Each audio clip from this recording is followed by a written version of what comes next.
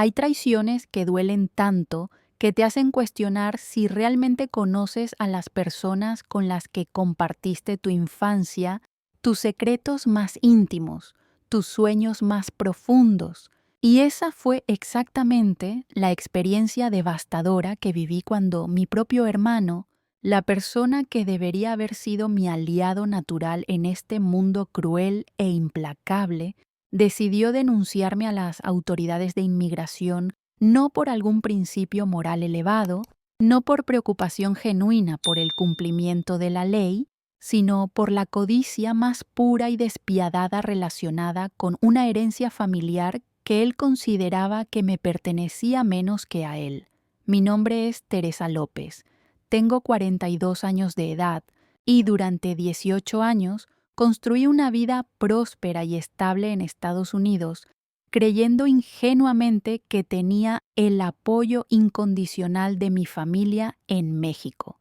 especialmente de mi hermano Carlos, hasta que la muerte de nuestro padre reveló aspectos más oscuros y despiadados de su carácter que jamás había imaginado que pudieran existir en alguien que llevaba mi misma sangre. Si has experimentado alguna vez la puñalada invisible de una traición familiar que te dejó sin respiración y sin fe en los vínculos que creías inquebrantables, por favor comparte en los comentarios de qué país me estás leyendo, porque necesito saber que no estoy sola en este océano infinito de dolor familiar. Y si tú también has sido víctima de la codicia despiadada de alguien cercano que decidió sacrificar el amor familiar por dinero sucio y beneficio económico, escribe el número 8 en los comentarios para que yo sepa que entiendes exactamente lo que significa descubrir que las personas en quienes más confiabas eran capaces de traicionarte por beneficio económico sin vacilar ni un segundo.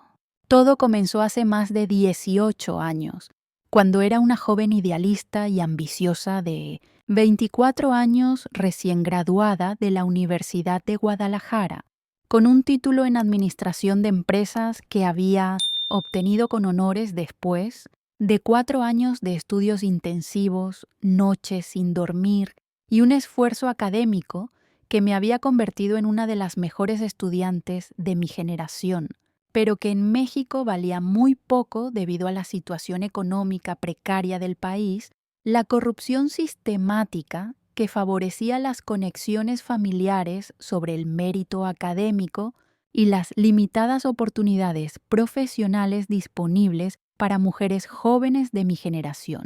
Mi familia había hecho enormes sacrificios económicos y personales para financiar mi educación universitaria, especialmente mi padre, don Ramón López, un hombre trabajador e íntegro de 60 años que había dedicado toda su vida adulta a construir ladrillo por ladrillo, peso por peso, un pequeño pero próspero negocio de materiales de construcción en Guadalajara, que había comenzado como un puesto callejero donde vendía cemento y ladrillos a pequeños constructores locales y que, a través de décadas de trabajo honesto, trato justo con los clientes y reinversión constante de las ganancias, había crecido hasta convertirse en una empresa mediana con bodega propia, flota de camiones de reparto y una clientela establecida. Papá soñaba constantemente con que sus hijos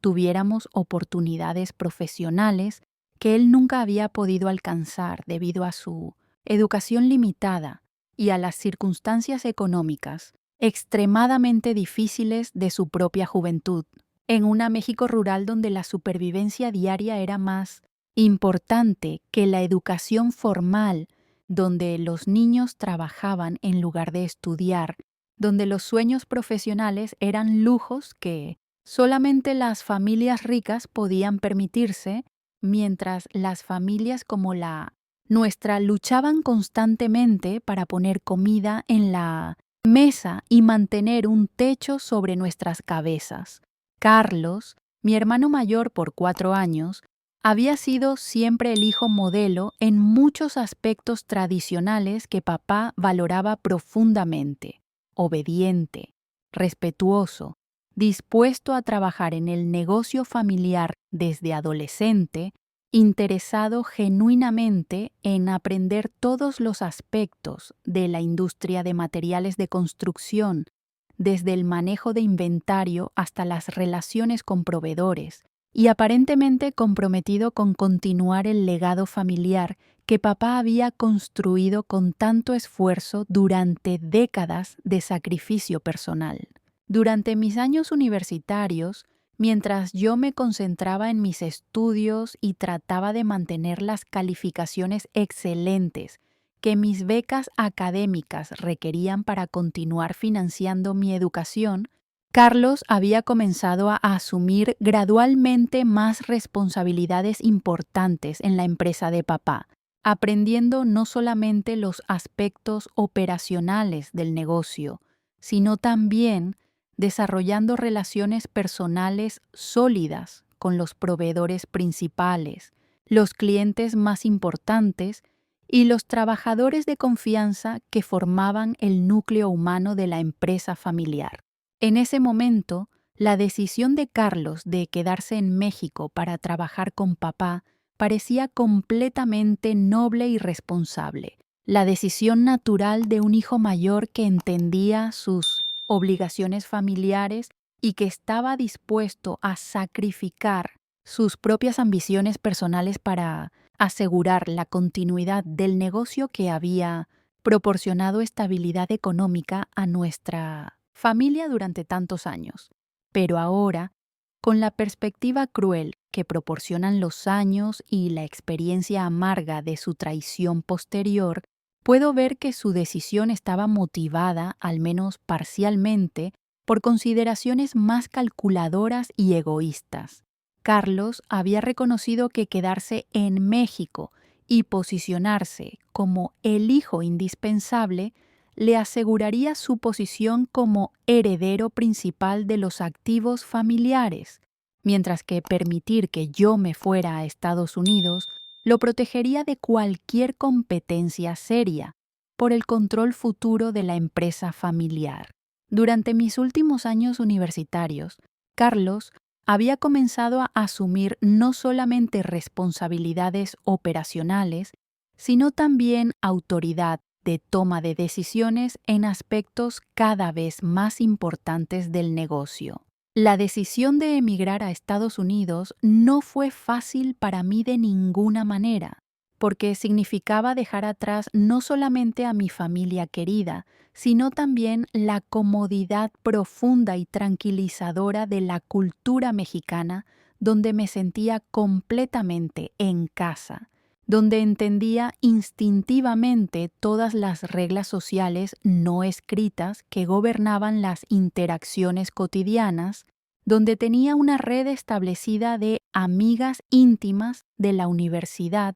que habían sido mis compañeras durante años de estudios intensivos y crecimiento personal. Pero las oportunidades profesionales en México para alguien con mi preparación académica, mi ambición personal y mi determinación de utilizar realmente mi educación universitaria de maneras significativas eran extremadamente limitadas y desalentadoramente frustrantes. Las empresas mexicanas que podrían haber valorado mis habilidades analíticas, mi preparación en administración empresarial y mi capacidad demostrada para el trabajo intelectual riguroso, estaban controladas por redes familiares cerradas que favorecían las conexiones personales sobre el mérito académico. Los salarios que podía esperar ganar trabajando en empresas mexicanas, incluso en posiciones que requerían educación universitaria,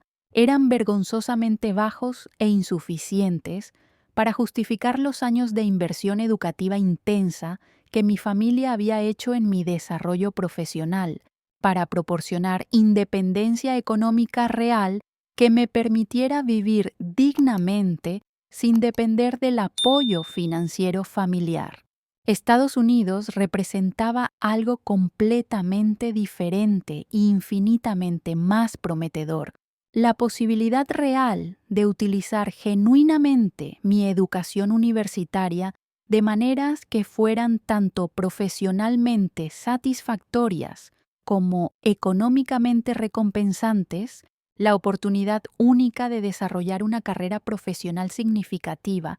que me permitiera alcanzar mi potencial intelectual y personal completo, la chance extraordinaria de explorar mis capacidades profesionales en un mercado laboral mucho más amplio, más competitivo y más meritocrático. Los primeros meses en Los Ángeles fueron extraordinariamente desafiantes en todos los aspectos imaginables porque tuve que adaptarme simultáneamente a múltiples transformaciones radicales que afectaban cada aspecto de mi existencia diaria. Aprender a navegar una nueva cultura que operaba según reglas sociales completamente diferentes de las que había internalizado durante mis primeros 24 años de vida en México. Perfeccionar mi inglés conversacional y especialmente mi inglés técnico para contextos empresariales donde la precisión en la comunicación era absolutamente crucial para el éxito profesional. La búsqueda inicial de empleo fue particularmente humillante y descorazonadora, porque descubrí que mi título universitario mexicano, del cual había estado tan orgullosa y que había requerido años de esfuerzo académico intenso, era visto con escepticismo o indiferencia por muchos empleadores estadounidenses que no entendían la calidad de la educación que había recibido, que tenían prejuicios sobre la preparación académica de instituciones educativas latinoamericanas. Conseguí mi primer trabajo a través de una agencia de empleo temporal que se especializaba en colocar profesionales latinos educados en empresas estadounidenses que valoraban específicamente el bilingüismo, la experiencia intercultural y la perspectiva internacional que trabajadores inmigrantes educados podían aportar a operaciones comerciales que incluían clientes o mercados latinoamericanos. La posición inicial era como asistente administrativa en una firma de consultoría empresarial mediana ubicada en el Distrito Financiero de Los Ángeles. Aunque el título oficial de mi posición inicial era asistente administrativa, lo cual sonaba modesto y subestimaba significativamente mi preparación académica y mis capacidades profesionales, rápidamente demostré a través de mi desempeño diario que mis habilidades analíticas, mi educación formal en administración empresarial, mi capacidad para trabajar con datos financieros complejos y mi habilidad para comunicarme efectivamente tanto en español como en inglés me calificaban para responsabilidades mucho más significativas. Mi supervisor directo, James Richardson, un hombre estadounidense experimentado de aproximadamente 50 años con más de 20 años de experiencia en desarrollo de mercados internacionales y una comprensión sofisticada de las complejidades culturales y comerciales involucradas en operaciones empresariales transnacionales, reconoció rápidamente que yo poseía una combinación única y valiosa de preparación académica formal, competencia analítica demostrada y conocimiento cultural auténtico. Durante mis primeros meses en la empresa, James comenzó gradualmente a incluirme en proyectos cada vez más complejos e importantes que requerían análisis financiero sofisticado de mercados latinoamericanos, coordinación efectiva de equipos multiculturales que incluían tanto profesionales estadounidenses como latinoamericanos, y comunicación directa y persuasiva con clientes corporativos que estaban considerando expansiones significativas hacia México, Colombia, Venezuela y otros mercados latinoamericanos. Durante mis primeros 5 años en Los Ángeles, mi carrera profesional progresó de manera extraordinariamente exitosa y gratificante, con promociones regulares cada 12 a 18 meses que reflejaban consistentemente mi capacidad demostrada para agregar valor real y medible a los proyectos más importantes de la empresa, aumentos salariales sustanciales que reflejaban el crecimiento de mis responsabilidades y el reconocimiento de mis contribuciones al éxito financiero de la firma. Pero más importante que el éxito profesional rápido y las recompensas financieras crecientes fue mi capacidad para mantener conexiones familiares profundas y significativas con México a pesar de la distancia geográfica considerable y las demandas intensas del trabajo profesional que caracterizaba mi nueva vida en Estados Unidos. Establecí una rutina religiosa de llamar a casa cada domingo por la tarde, conversaciones largas e íntimas donde podía reconectarme emocionalmente con mis padres y con Carlos. También enviaba dinero regularmente, inicialmente cantidades modestas que representaban una porción significativa de mis ingresos limitados durante mis primeros años en Estados Unidos, pero gradualmente cantidades cada vez más sustanciales conforme mi carrera prosperaba y mis ingresos crecían, para ayudar con gastos familiares inmediatos como reparaciones de la casa, emergencias médicas menores, mejoras en el negocio de papá que requerían inversión de capital adicional. Visitaba Guadalajara religiosamente al menos 2 veces al año. Durante las vacaciones navideñas, que eran sagradas para la reunión familiar, y durante mis vacaciones de verano que me permitían pasar varias semanas consecutivas reconectándome intensamente con mis raíces culturales, disfrutando la compañía física de mi familia, después de meses de comunicación únicamente telefónica, y mantener relaciones cercanas y cálidas con mi familia extendida. Durante esas visitas regulares y muy anticipadas, notaba que Carlos había asumido efectivamente el control operacional completo del negocio de materiales de construcción, mientras papá se había retirado gradualmente a un papel más consultivo y ceremonial que le permitía disfrutar los frutos de décadas de trabajo duro sin las presiones diarias constantes de la administración empresarial directa. Carlos parecía estar manejando esta transición gradual de poder y responsabilidad de manera competente y efectiva, demostrando habilidades administrativas sólidas que habían resultado en la expansión gradual de la clientela empresarial, la modernización de los sistemas de inventario y facturación que habían mejorado significativamente la eficiencia operacional, la implementación de nuevas estrategias de marketing que habían aumentado la visibilidad de la empresa en el mercado local. La relación entre Carlos y yo durante esos primeros años de mi residencia en Estados Unidos parecía sólida, cariñosa y mutuamente comprensiva de maneras que me llenaban de gratitud y satisfacción porque confirmaban que la distancia geográfica no había erosionado los vínculos familiares profundos que habíamos desarrollado durante nuestra infancia y adolescencia compartidas. Carlos me actualizaba regularmente y con aparente orgullo sobre todos los aspectos importantes del estado del negocio familiar. También me consultaba ocasionalmente, con lo que parecía ser respeto genuino por mi opinión profesional, sobre decisiones administrativas importantes que podrían beneficiarse de mi perspectiva como alguien con educación empresarial formal y experiencia en consultoría que me había expuesto a las mejores prácticas de administración que se utilizaban en empresas estadounidenses exitosas. Estas consultas me hacían sentir valorada e incluida en las decisiones familiares importantes a pesar de la distancia física.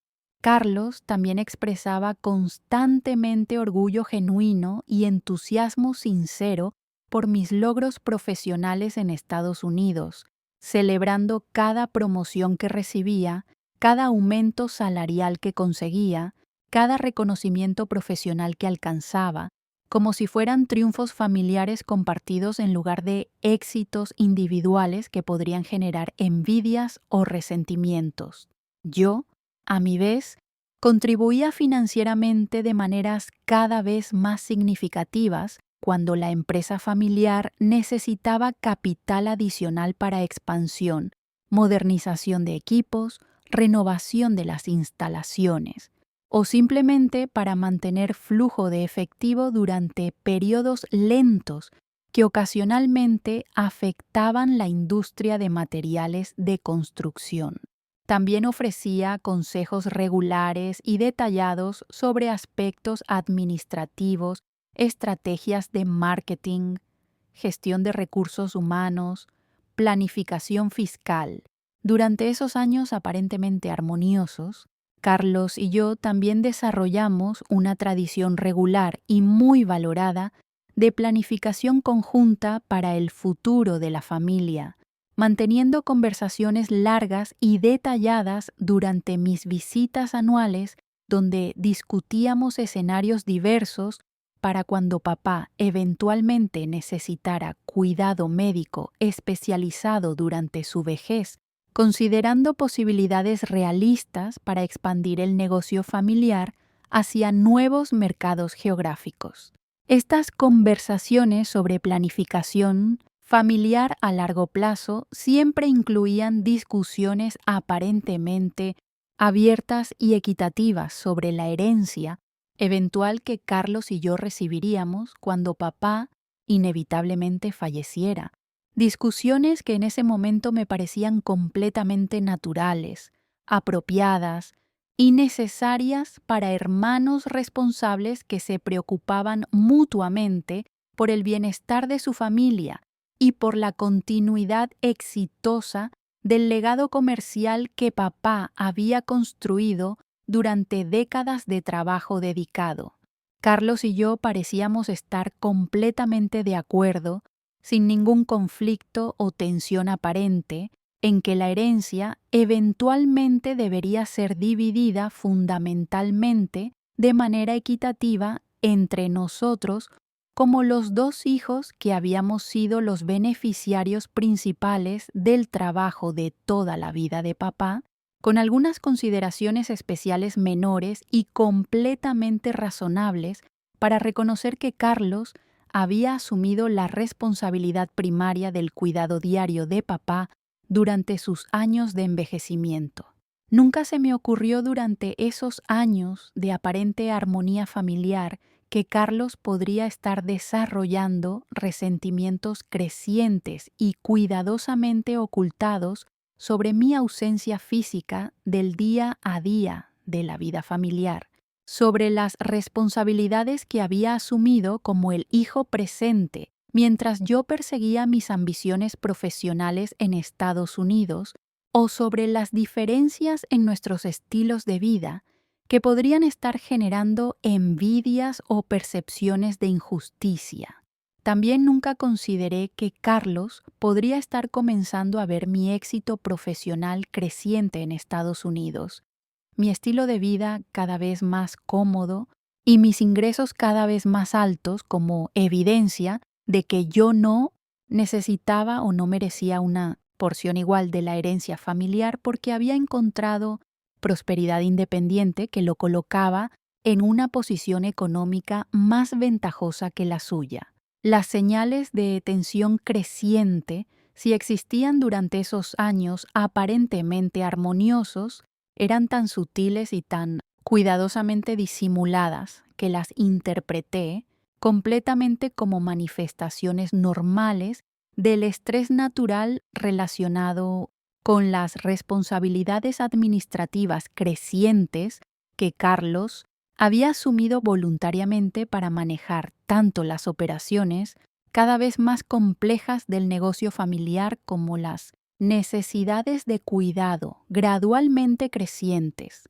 de papá conforme envejecía. Mi vida profesional en Estados Unidos continuó desarrollándose de manera extraordinariamente positiva y gratificante durante la segunda década completa de mi residencia, con mi carrera progresando sistemáticamente hacia posiciones de liderazgo senior que incluían responsabilidad directa por equipos grandes de consultores junior, presupuestos proyectuales que frecuentemente superaban varios millones de dólares. Mis ingresos personales habían alcanzado niveles que me permitían vivir muy cómodamente en un apartamento espacioso y elegante en una zona deseable de Los Ángeles que reflejaba mi estatus profesional.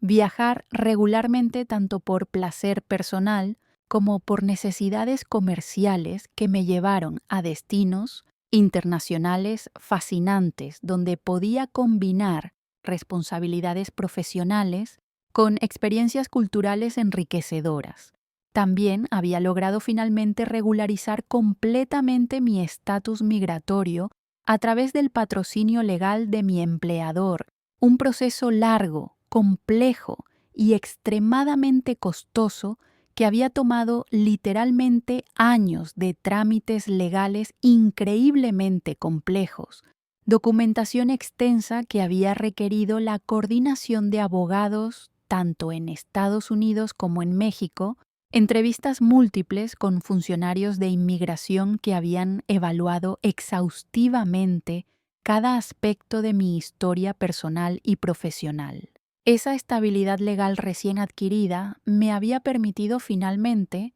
hacer planes genuinos a largo plazo que incluían la posibilidad realista de eventual ciudadanía estadounidense que me daría todos los derechos y protecciones completos que los ciudadanos nativos disfrutaban, inversiones significativas en propiedad raíz tanto como residencia personal como potenciales inversiones comerciales. Durante este periodo de estabilidad legal y éxito profesional crecientes, había comenzado una relación romántica seria y profundamente satisfactoria con Michael Chen, un ingeniero de software brillante y ambicioso de origen taiwanés que trabajaba para una empresa de tecnología innovadora en Silicon Valley y que compartía muchos de mis valores fundamentales sobre la importancia de la familia, la ética del trabajo duro, el respeto por la educación y el crecimiento intelectual continuo.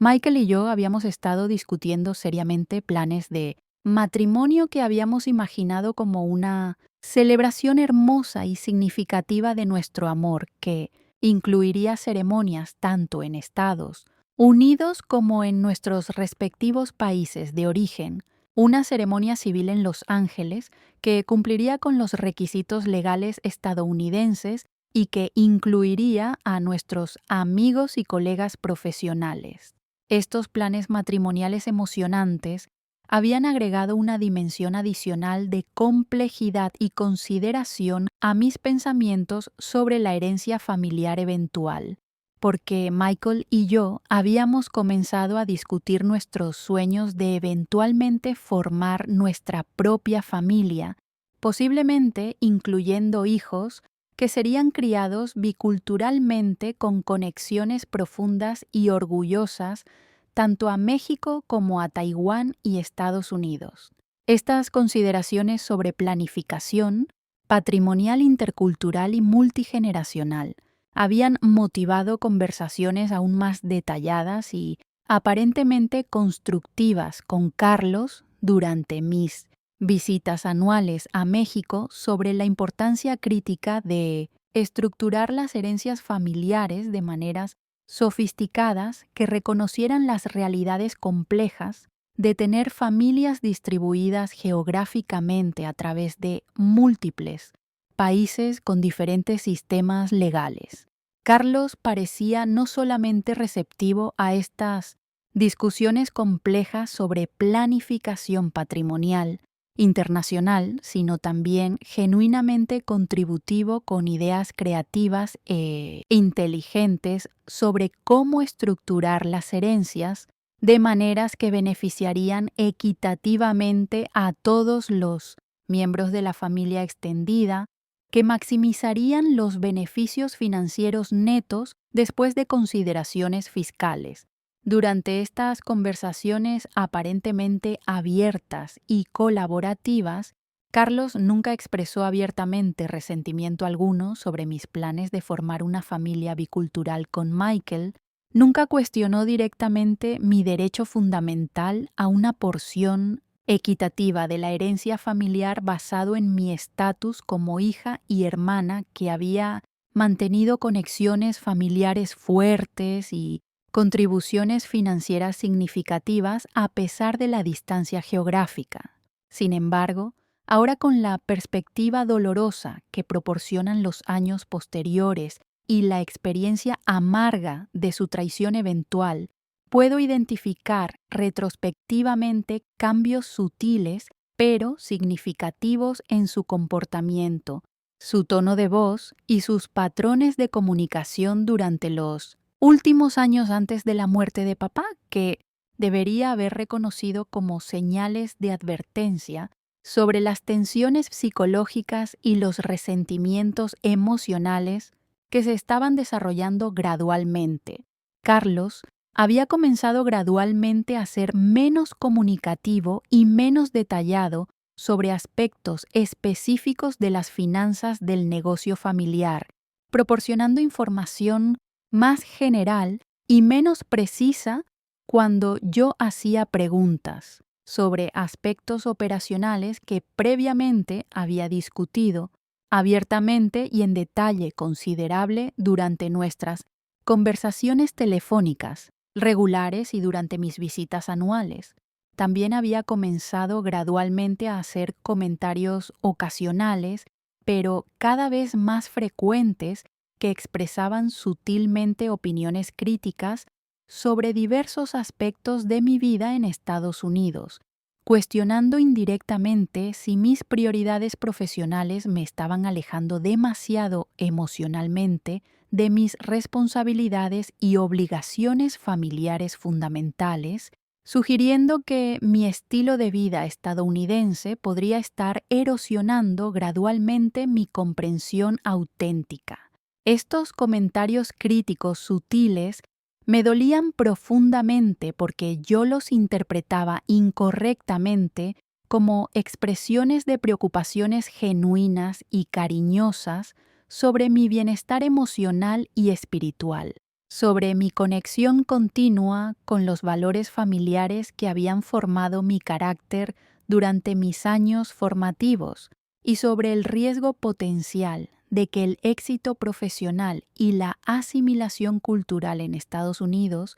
pudieran gradualmente alienarme de mis raíces mexicanas. Pero ahora puedo ver claramente que estos comentarios, aparentemente preocupados, probablemente representaban el desarrollo gradual de argumentos y justificaciones que Carlos estaba formulando internamente para racionalizar acciones futuras que ya sabía que serían profundamente perjudiciales para mí, que serían vistas por otros observadores como acciones moralmente injustificables y cruelmente destructivas. Carlos estaba estableciendo gradualmente narrativas internas sobre mi supuesta desconexión de los valores familiares auténticos, sobre mi supuesta transformación en una persona materialista y egoísta debido a mi éxito estadounidense, sobre mi supuesta pérdida de comprensión genuina de las realidades y dificultades de la vida mexicana,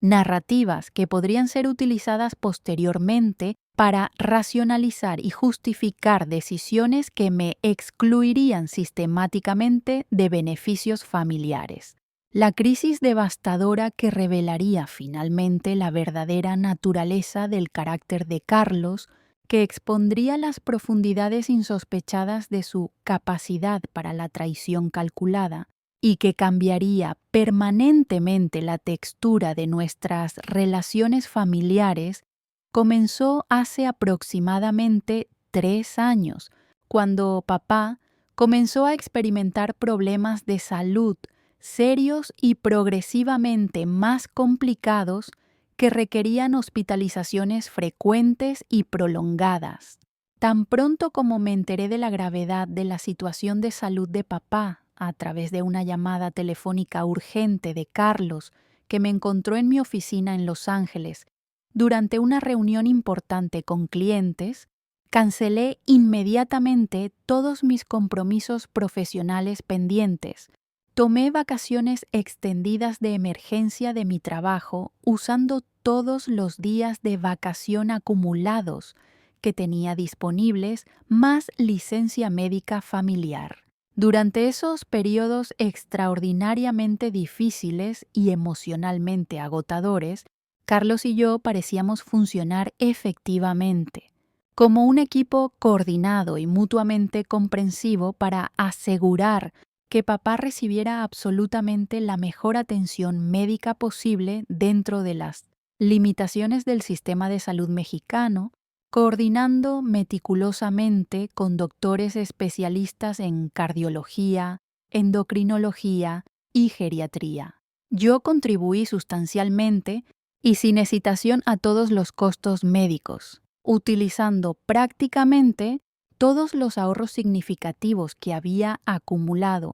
cuidadosamente durante mis años de trabajo exitoso en Estados Unidos, liquidando inversiones que había hecho para mi propio futuro financiero y utilizando líneas de crédito basadas en mi historial de ingresos profesionales para acceder a capital adicional que era necesario para tratamientos que el seguro mexicano no cubría completamente. Papá falleció hace aproximadamente 2 años después de una batalla valiente, digna, pero eventualmente perdedora contra complicaciones severas relacionadas con diabetes tipo 2 que había desarrollado durante sus últimos años y problemas cardiovasculares, serios que habían progresado más rápidamente y más agresivamente de lo que cualquiera de nosotros, incluyendo sus doctores más experimentados, había anticipado, basándose en su condición física relativamente buena durante la mayoría de su vida adulta.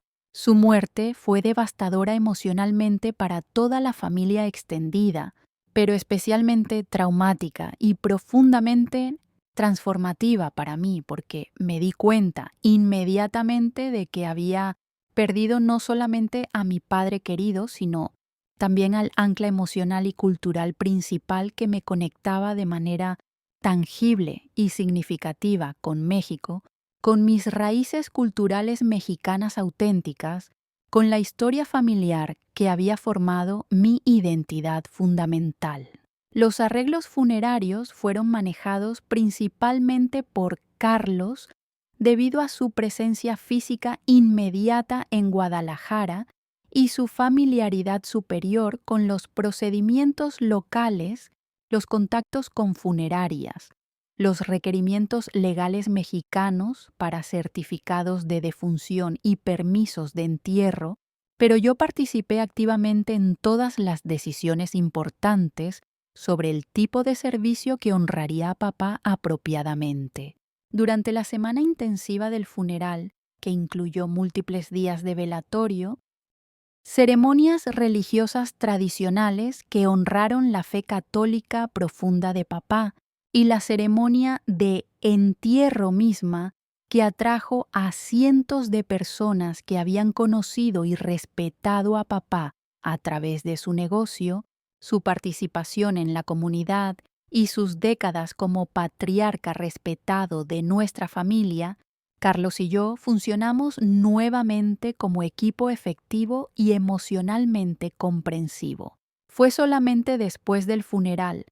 cuando llegó el momento inevitable de lidiar con los aspectos legales complejos y potencialmente contenciosos de la herencia, que comenzaron a surgir las primeras señales claras e inconfundibles de que Carlos había desarrollado durante el periodo de la Enfermedad de papá, perspectivas, fundamentalmente diferentes y dramáticamente más egoístas sobre la división de los activos familiares. Durante nuestras primeras reuniones formales con el abogado experimentado que había manejado todos los asuntos legales de papá durante años, incluyendo la preparación de su testamento, la estructura legal del negocio familiar y todos los contratos y acuerdos que gobernaban las operaciones comerciales, Carlos comenzó a expresar opiniones sobre la herencia que me sorprendieron completamente por su aparente egoísmo, su falta total de consideración por mis contribuciones financieras y emocionales significativas a la familia durante todos los años previos. Carlos argumentaba con una confianza sorprendente y una determinación que nunca había visto en él, antes que él merecía una porción significativamente mayor de la herencia, porque había asumido la responsabilidad primaria del cuidado de papá durante sus últimos años, cuando había requerido cantidades crecientes de atención personal, coordinación médica y apoyo emocional, porque había dedicado literalmente su carrera profesional completa al desarrollo y administración del negocio familiar en lugar de perseguir oportunidades personales. Estas argumentaciones me lastimaron profundamente y me dejaron inicialmente sin palabras porque ignoraban completamente las contribuciones financieras extraordinariamente significativas que yo había hecho durante años para apoyar tanto las operaciones y expansión del negocio como los gastos médicos masivos de papá durante su enfermedad final. Minimizaban drásticamente el valor de mi éxito profesional que había beneficiado a toda la familia a través de remesas regulares. También me sorprendieron profundamente porque representaban una interpretación completamente diferente de nuestras dinámicas familiares que contradecía totalmente las conversaciones que habíamos tenido durante literalmente años sobre planificación patrimonial, donde Carlos había parecido completamente aceptar la idea de que la herencia sería dividida fundamentalmente de manera equitativa, con ajustes menores para reconocer sus contribuciones especiales. Intenté razonar calmadamente con Carlos, recordándole específicamente nuestras conversaciones previas detalladas sobre planificación de herencia que habían tenido lugar durante mis visitas anuales durante varios años, documentando meticulosamente las contribuciones financieras sustanciales que había hecho durante años tanto para el negocio como para los gastos médicos de papá, con recibos, registros bancarios y confirmaciones de transferencias que probaban, sin lugar a dudas, la magnitud de mis contribuciones financieras. Pero Carlos se mostraba cada vez más intransigente en sus posiciones, cada vez más inflexible y aparentemente cerrado a cualquier negociación o compromiso, como si hubiera tomado decisiones definitivas y no negociables sobre cómo debería ser manejada la herencia independientemente de mis opiniones, mis preferencias, mis derechos legales o mis reclamos legítimos basados en décadas de contribución familiar. La situación se deterioró rápidamente y dramáticamente cuando Carlos comenzó a tomar acciones unilaterales relacionadas con los activos familiares sin consultarme o sin proporcionarme información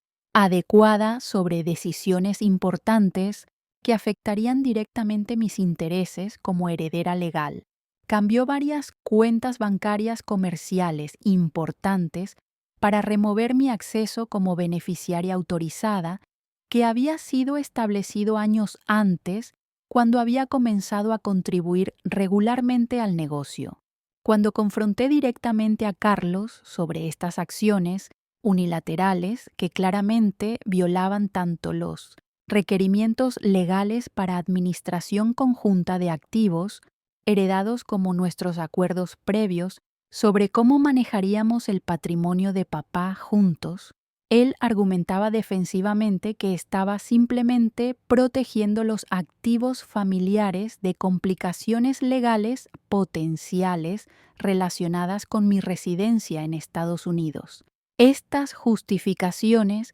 me parecían pretextos transparentes diseñados para excluirme sistemáticamente de mi participación legítima en la herencia familiar, pero también reconocía que mi residencia en Estados Unidos efectivamente me colocaba en una posición desventajosa para desafiar legalmente sus acciones porque yo no podía estar físicamente presente en México el tiempo suficiente para supervisar procedimientos legales complejos. La situación alcanzó un punto crítico cuando descubrí, a través de conversaciones preocupantes con otros miembros de la familia extendida durante reuniones sociales y ocasiones familiares, que Carlos había comenzado a circular narrativas sobre mí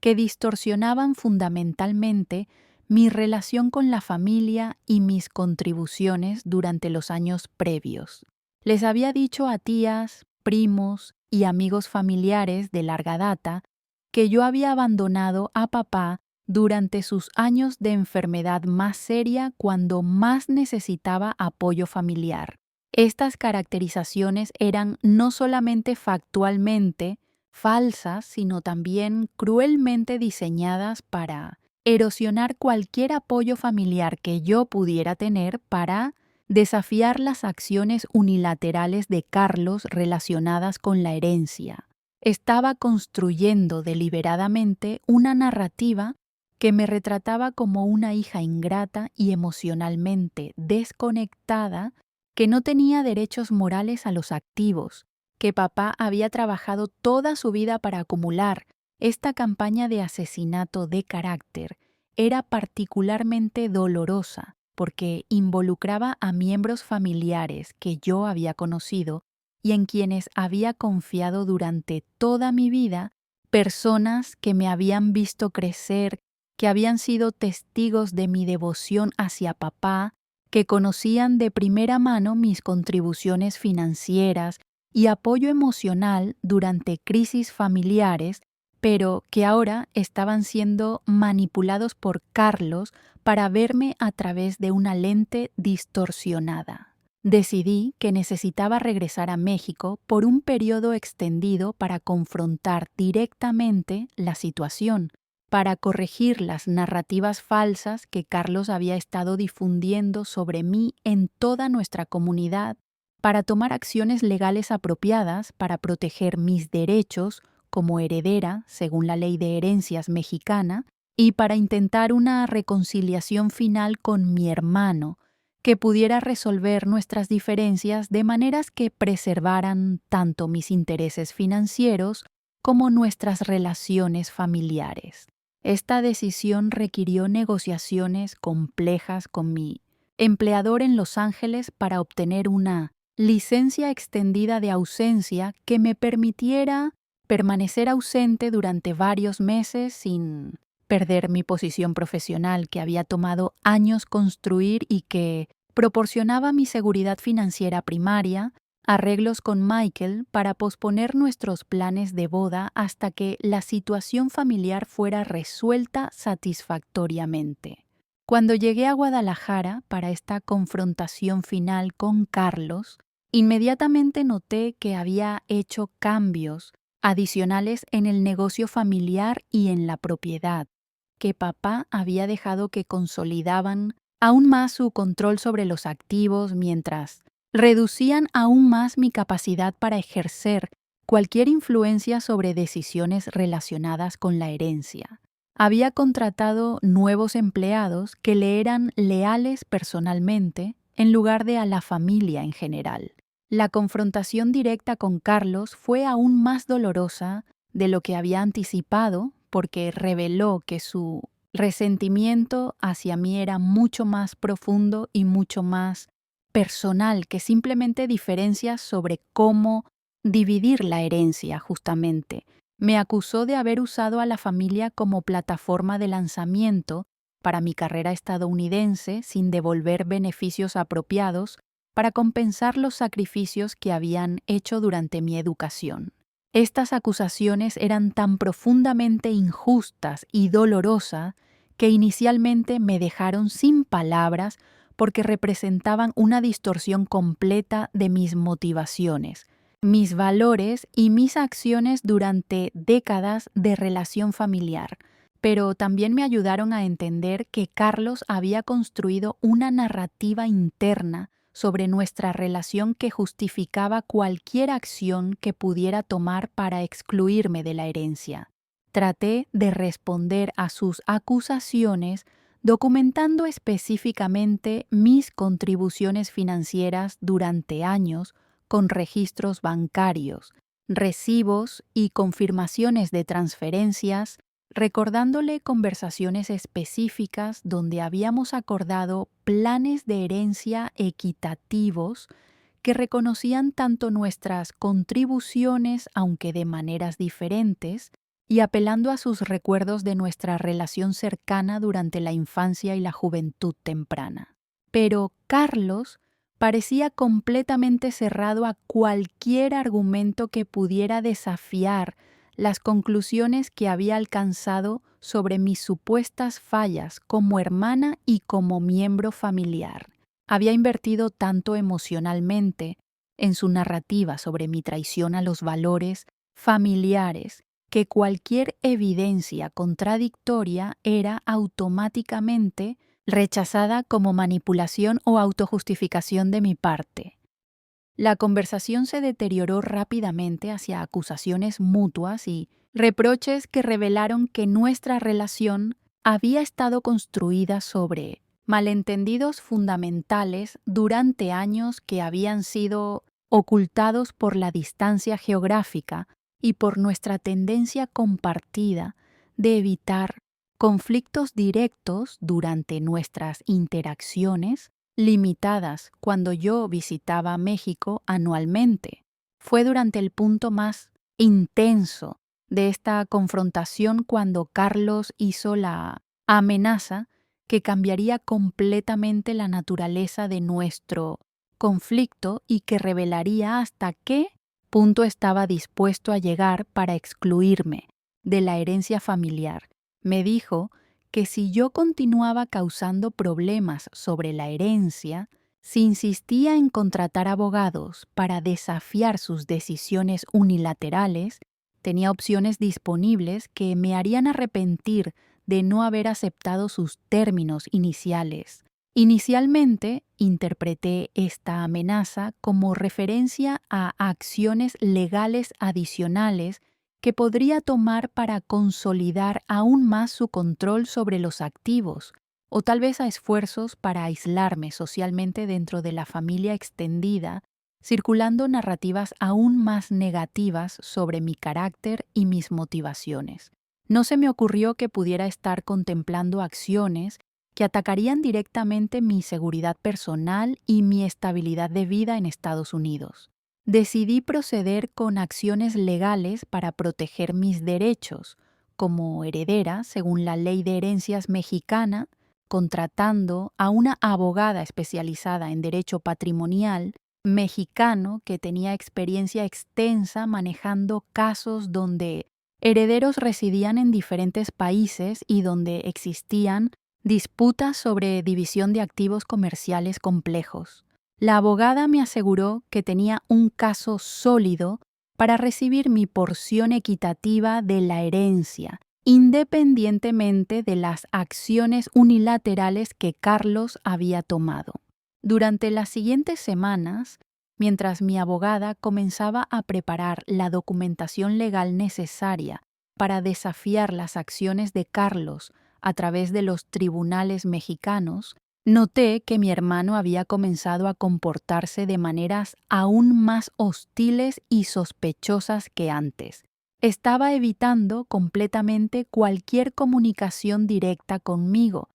Había instruido a empleados del negocio familiar que no deberían proporcionarme información sobre operaciones comerciales. También comencé a recibir llamadas telefónicas anónimas en mi hotel donde alguien colgaba inmediatamente cuando yo contestaba, y noté que ocasionalmente había individuos que parecían estar observando mis movimientos cuando salía para reuniones con mi abogada o para visitas a otros miembros familiares. Estos incidentes generaban ansiedad creciente, pero los atribuí principalmente a tácticas de intimidación psicológica diseñadas para presionarme. La situación escaló dramáticamente cuando, durante una de mis últimas semanas en México antes de regresar temporalmente a Estados Unidos para atender responsabilidades profesionales que no podían ser pospuestas indefinidamente, fui contactada por un funcionario del gobierno mexicano que me informó que había irregularidades relacionadas con mi estatus migratorio que requerían clarificación inmediata con las autoridades mexicanas. Me explicó que habían recibido información de que yo podría estar violando términos de mi visa de visitante mexicana al conducir actividades comerciales no autorizadas relacionadas con la disputa de herencia que constituían operaciones comerciales que no estaban permitidas bajo los términos de mi visa de turista. Esta acusación me confundió completamente, porque yo no había conducido ninguna actividad comercial durante mi estancia en México. Había estado simplemente trabajando con asesores legales para proteger mis derechos legales como heredera, según la ley de herencias mexicana, y había mantenido cuidadosamente todos los aspectos de mi visa de visitante para evitar precisamente este tipo de complicación burocrática.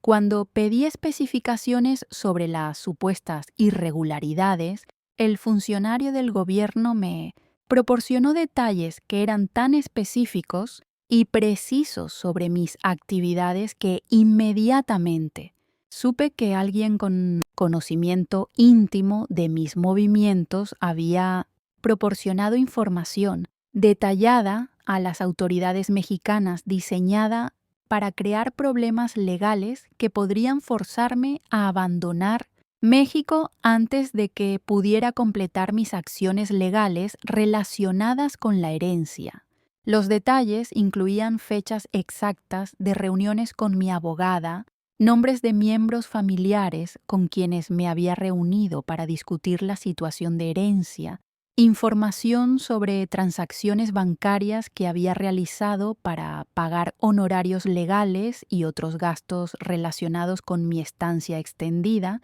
e incluso descripciones de documentos específicos que había estado revisando con asesores legales durante nuestra preparación del caso legal. En ese momento devastador de comprensión, supe instantáneamente que Carlos había sido quien había proporcionado esta información a las autoridades mexicanas como parte de una estrategia calculada para complicar mi estatus legal y para presionarme para que abandonara México antes de que pudiera completar mis acciones legales relacionadas con la herencia. Pero lo que no había anticipado y lo que representó el giro más impactante e inesperado de toda esta situación era que las autoridades mexicanas aparentemente habían compartido la información que Carlos había proporcionado con sus contrapartes estadounidenses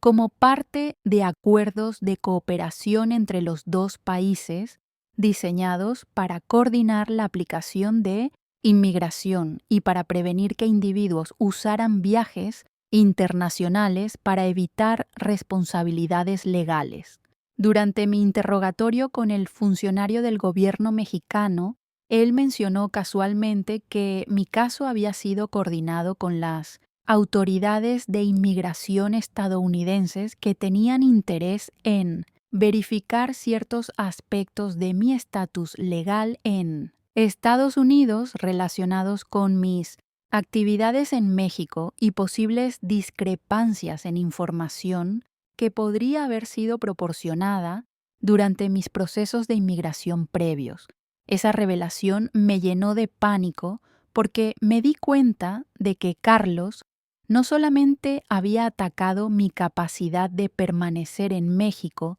para proteger mis derechos de herencia, sino que también había puesto potencialmente en peligro mi estatus legal en Estados Unidos, donde había construido mi carrera profesional, donde había establecido mi relación con Michael, donde había creado mi vida adulta completa durante casi 2 décadas de residencia. Inmediatamente contacté a mi abogado de inmigración en Los Ángeles para informarle sobre la situación y para pedirle que verificara si mi estatus legal había sido comprometido de alguna manera por las acciones de Carlos en México. Mi abogado me confirmó que había recibido consultas de las autoridades federales estadounidenses sobre mi caso, consultas que sugerían que estaba siendo investigada por posibles violaciones relacionadas con mis actividades en México. La investigación estadounidense aparentemente se había iniciado basándose en información proporcionada por fuentes mexicanas que sugerían que yo había estado involucrada en actividades comerciales no reportadas en México que podrían constituir violaciones de los términos de mi estatus legal estadounidense, que había hecho declaraciones falsas durante procesos migratorios previos sobre la naturaleza de mis conexiones familiares en México. Estas acusaciones eran técnicamente complejas, pero fundamentalmente infundadas, porque yo había sido completamente honesta durante todos mis procesos migratorios, había reportado apropiadamente todos mis ingresos y actividades, tanto en México como en Estados Unidos, según las leyes fiscales y regulaciones de inmigración de ambos países, y había mantenido cuidadosamente la separación entre mis actividades profesionales estadounidenses y mis asuntos familiares mexicanos. Sin embargo, también entendía que las investigaciones migratorias podían ser extremadamente disruptivas y costosas de defender, incluso cuando las acusaciones eran completamente infundadas porque requerían documentación extensa, representación legal especializada que podía costar decenas de miles de dólares y periodos prolongados de incertidumbre sobre estatus legal que podían afectar tanto mi empleo como mis relaciones personales. Lo más devastador de toda esta situación era la comprensión de que Carlos había estado dispuesto a destruir no solamente mis derechos de herencia, sino también mi vida completa en Estados Unidos para asegurar su control total sobre los activos familiares. Había calculado deliberadamente que yo estaría tan abrumada por la necesidad de defender mi estatus legal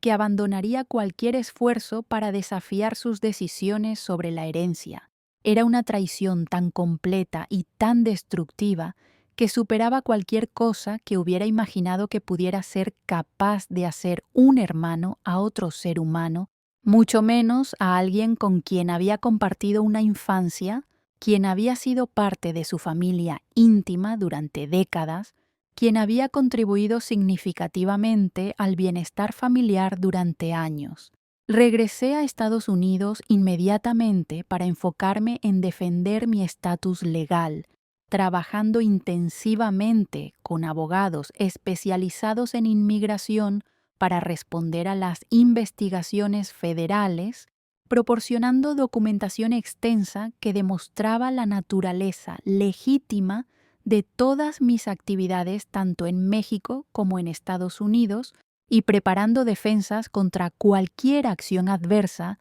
que pudiera resultar de las acusaciones que Carlos había fabricado. El proceso de defensa legal fue exactamente tan costoso y estresante como había temido, requiriendo meses de trabajo intensivo con múltiples abogados,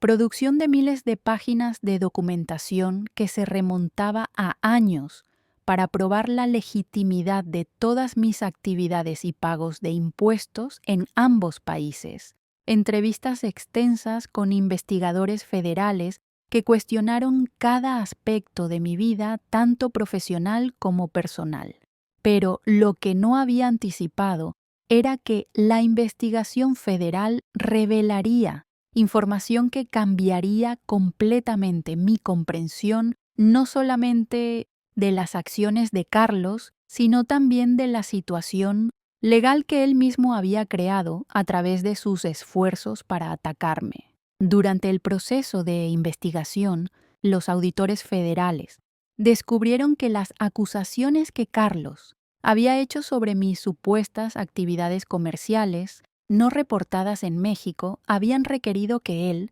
proporcionara información detallada sobre las finanzas del negocio familiar, información que reveló que él mismo había estado evadiendo impuestos significativos tanto en México como en Estados Unidos relacionados con ingresos del negocio que no habían sido reportados apropiadamente a las autoridades fiscales de ninguno de los dos países durante varios años. Los investigadores también descubrieron que Carlos había estado utilizando cuentas bancarias estadounidenses para manejar ciertos aspectos de las finanzas del negocio familiar, cuentas que había establecido sin declarar apropiadamente sus obligaciones fiscales como ciudadano mexicano con fuentes de ingresos estadounidenses y sin obtener las autorizaciones apropiadas para conducir actividades comerciales en Estados Unidos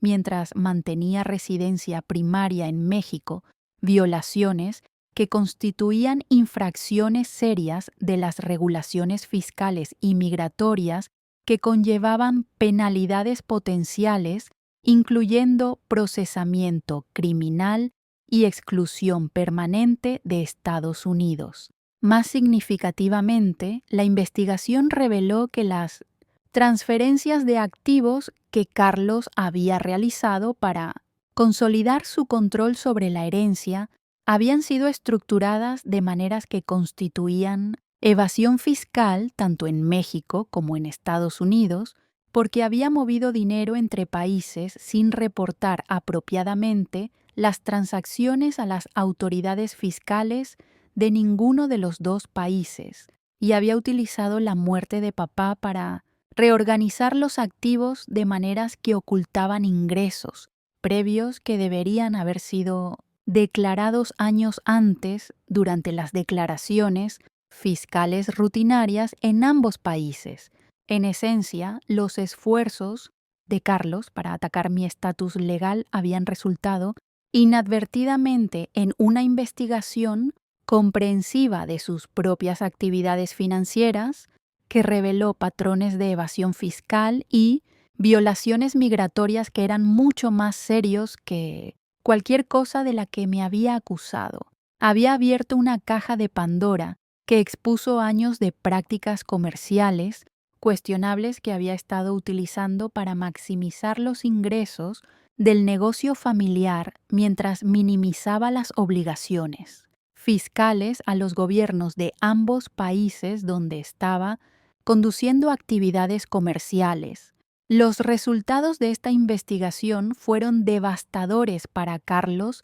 de maneras que excedieron cualquier cosa que yo podría haber imaginado como venganza por su traición. Las autoridades mexicanas iniciaron investigaciones criminales sobre evasión fiscal que podrían resultar en multas sustanciales y posible encarcelamiento. Las autoridades estadounidenses iniciaron procedimientos para prohibirle permanentemente la entrada a Estados Unidos debido a sus violaciones de regulaciones sobre actividades comerciales internacionales, y las autoridades fiscales de ambos países comenzaron auditorías que requerirían años para resolver y que podrían resultar en la liquidación forzada de muchos de los activos que había trabajado tan duro para controlar. Más irónicamente, las acciones legales que las autoridades tomaron contra Carlos como resultado de la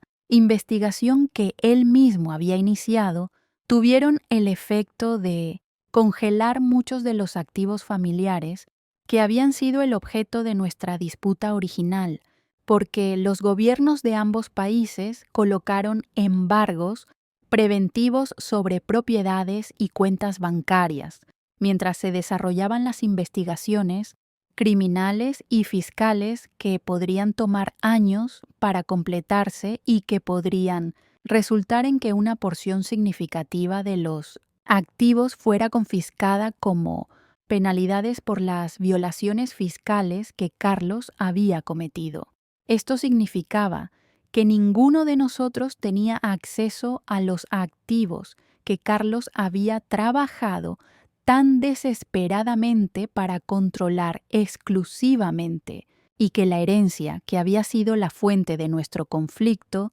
estaba ahora sujeta a procedimientos legales gubernamentales que podrían tomar años para resolverse y que podrían resultar en que una porción significativa de los activos fuera perdida permanentemente por confiscación gubernamental en lugar de ser distribuidos a miembros familiares según el testamento de papá y la ley de herencias mexicana. La justicia poética de esta situación era que Carlos había efectivamente destruido su propia capacidad para beneficiarse de la herencia familiar en sus esfuerzos para excluirme de participar en esos beneficios. Había sacrificado la sustancia de lo que estaba tratando de proteger en su obsesión con controlar la forma en que sería distribuido entre los miembros familiares. Durante los meses que siguieron, mientras se desarrollaban las investigaciones gubernamentales complejas, Carlos intentó contactarme múltiples veces para proponer algún tipo de reconciliación que pudiera mitigar las consecuencias legales que estaba enfrentando. Quería que yo cooperara con él para presentar una versión unificada de los eventos que pudiera minimizar las penalidades que ambos podríamos enfrentar, que retirara ciertas declaraciones que había hecho durante mi propia defensa legal que habían contribuido a las investigaciones sobre sus actividades. Pero para entonces yo había llegado a entender completamente la magnitud de su traición y la crueldad calculada con la que había tratado de destruir mi vida para beneficio personal. No tenía ningún interés en ayudarlo a escapar de las consecuencias de acciones que había tomado voluntariamente. No sentía ninguna obligación familiar hacia alguien que había demostrado estar dispuesto a sacrificar mi bienestar por codicia personal, y no veía ninguna razón para proteger a alguien que había intentado utilizar el poder del gobierno como arma para eliminarme como competencia por recursos familiares. Las investigaciones gubernamentales eventualmente resultaron en consecuencias severas para Carlos, que incluyeron multas fiscales, sustanciales que requirieron la venta de porciones significativas de los activos del negocio familiar para pagar las penalidades gubernamentales, prohibición permanente de entrada a Estados Unidos que eliminó cualquier posibilidad de que expandiera las operaciones comerciales internacionalmente, y libertad condicional que requería supervisión gubernamental regular de todas sus actividades comerciales futuras. Estos resultados efectivamente destruyeron su capacidad para operar el negocio familiar de las maneras que habían sido rentables durante los años cuando papá lo dirigía, porque las regulaciones gubernamentales ahora requerían transparencia y reportes que eliminaban muchas de las estrategias fiscales que habían maximizado los ingresos previamente. El negocio continuó operando, pero a una escala mucho menor y con márgenes de ganancia significativamente reducidos que proporcionaban ingresos modestos en lugar de la prosperidad que Carlos había esperado heredar. Para mí, los resultados fueron mixtos, pero últimamente más positivos de lo que podría haber esperado cuando Carlos inicialmente había comenzado sus ataques contra mi estatus legal. Mi defensa exitosa contra las investigaciones migratorias había fortalecido efectivamente mi posición legal en Estados Unidos, porque había proporcionado documentación comprensiva de mi cumplimiento con todas las regulaciones relevantes y había demostrado a las autoridades que era una residente confiable que manejaba sus obligaciones legales responsablemente. También había resultado en una resolución de la disputa de herencia que, aunque no me proporcionó la totalidad de lo que había esperado recibir originalmente, me aseguró acceso a una porción de los activos familiares que había estado en riesgo de perder completamente si Carlos hubiera tenido éxito en sus estrategias de exclusión. Los procedimientos legales gubernamentales habían establecido marcos apropiados para la distribución de activos que reconocían mis derechos como heredera legítima, independientemente de los esfuerzos de Carlos para manipular la situación. Más importante,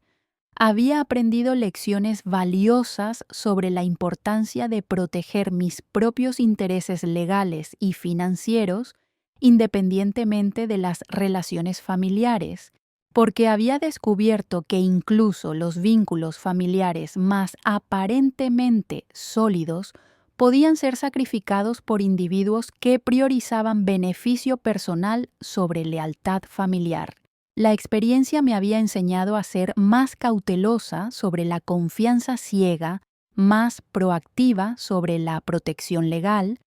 y más independiente en mis decisiones financieras. Mi relación con Michael había sobrevivido a las presiones de esta crisis familiar, en gran parte porque él había proporcionado apoyo emocional constante durante los periodos más difíciles de las investigaciones legales. Había entendido que mis obligaciones familiares requerían posponer nuestros planes de matrimonio temporalmente y había demostrado el tipo de lealtad y estabilidad que contrastaba dramáticamente con la traición que había experimentado de Carlos.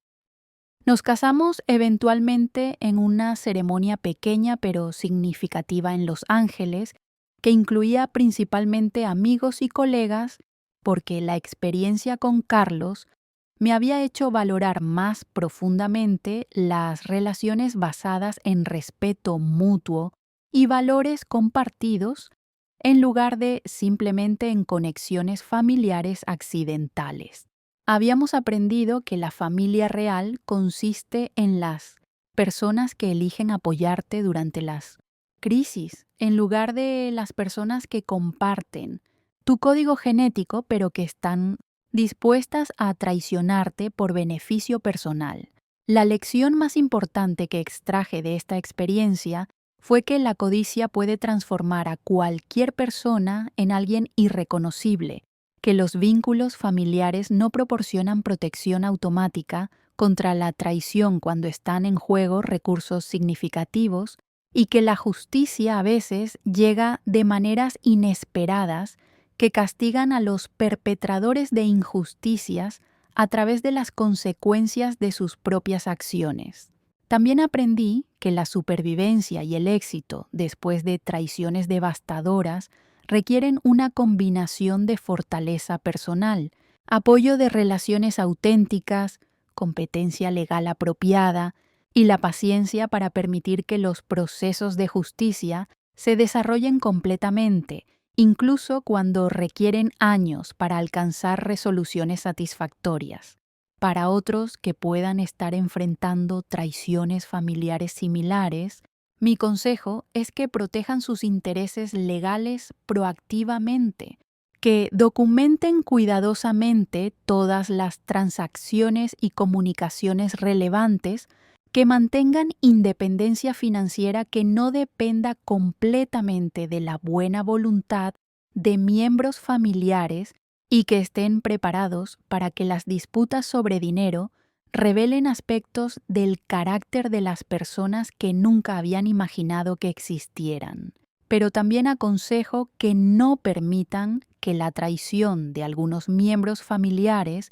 los vuelva completamente cínicos sobre todas las relaciones humanas, porque la capacidad de confiar y conectar auténticamente con otros sigue siendo esencial para una vida plena, incluso después de experiencias que demuestran que esa confianza a veces será traicionada. La historia de mi conflicto con Carlos terminó de maneras que ninguno de nosotros había anticipado cuando comenzó como una disputa relativamente simple sobre herencia familiar. Se transformó en una lección compleja sobre carácter, justicia y las consecuencias inesperadas que pueden resultar cuando las personas eligen la traición sobre la lealtad, la codicia sobre la integridad y el beneficio personal sobre los valores familiares. Aunque el precio personal de esta lección fue muy alto, últimamente me proporcionó sabiduría y fortaleza que han sido valiosas en todos los aspectos de mi vida. Me enseñó que la dignidad personal y la integridad moral son más valiosas que cualquier herencia material, que la justicia eventualmente prevalece incluso cuando requiere años para manifestarse y que la capacidad de reconstruir y prosperar después de pérdidas devastadoras es una de las fuerzas más poderosas del espíritu humano. Hoy puedo decir con certeza que aunque Carlos logró temporalmente complicar mi vida y causarme dolor significativo, no logró destruir mi capacidad de encontrar felicidad, éxito y relaciones significativas. Su traición reveló su carácter, no el mío, y las consecuencias que enfrentó fueron el resultado de sus propias decisiones, no de acciones que yo tomé para vengarme. La verdadera victoria en esta situación no fue ganar más dinero o castigar a Carlos más severamente, sino aprender que mi valor como persona no dependía de la aprobación o lealtad de miembros familiares específicos, que mi seguridad y felicidad podían ser construidas independientemente de herencias o vínculos familiares y que la integridad personal es el fundamento más sólido para una vida satisfactoria. Si estás enfrentando una traición familiar similar, recuerda que aunque el dolor es real y las pérdidas pueden ser significativas, tienes dentro de ti la capacidad de sobrevivir, aprender, crecer y eventualmente prosperar de maneras que honren tu dignidad y tus valores. La traición de otros no define tu valor y la justicia, aunque a veces tardía, eventualmente recompensa a quienes mantienen su integridad durante las pruebas más difíciles. La vida me enseñó que las traiciones más profundas pueden convertirse en las lecciones más valiosas, que la pérdida de relaciones tóxicas puede abrir espacio para conexiones más auténticas y que la fortaleza verdadera se revela no en la ausencia del sufrimiento, sino en nuestra capacidad para transformar el dolor en sabiduría y seguir adelante con dignidad intacta.